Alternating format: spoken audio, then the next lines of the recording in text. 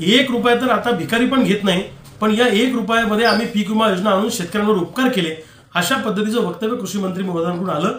हे वक्तव्य ऐकून जरा आश्चर्य वाटलं आणि शेतकऱ्यांच्या भावना पण या वक्तव्यामुळे दुखावल्या गेल्या। कृषी मंत्री महोदय हे अतिशय अभ्यासू आहेत, जाणकार आहेत, ग्रामीण भागातून आलेले आहेत, त्यांच्या कामाची पद्धतही चांगली आहे। असं असताना त्यांनी असं वक्तव्य करणं हे थोडं आश्चर्यकारक वाटलं आणि आमच्या भावनांना दुखावणारं पण वाटलं।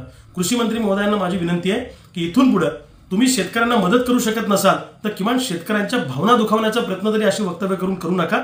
आणि आमचं सांगणं आहे 1 रुपयामध्ये पीक विमा योजना आणली म्हणजे सरकारने आमच्यावर उपकार केलेले नाहीत, लक्षात ठेवा।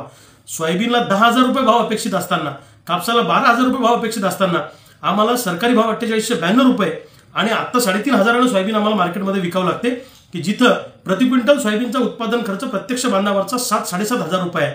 अशा परिस्थितीमध्ये सरकार जर भावही देत नाही आणि मदतही करण्याच्या मूडमध्ये सरकार नसेल आणि उलट अशी वक्तव्य येत असतील तर यामध्ये शेतकऱ्यांचं मनोबल खचेल। सरकारमधल्या मंत्र्यांची वक्तव्य ही शेतकऱ्यांना उभारी देणारी, शेतकऱ्यांना मानसिकदृष्ट्या उभं करणारी आणि सर्वार्थाने उभं करणारी वक्तव्य जबाबदार मंत्र्यांकडून झाली पाहिजे अशी आमची अपेक्षा आहे।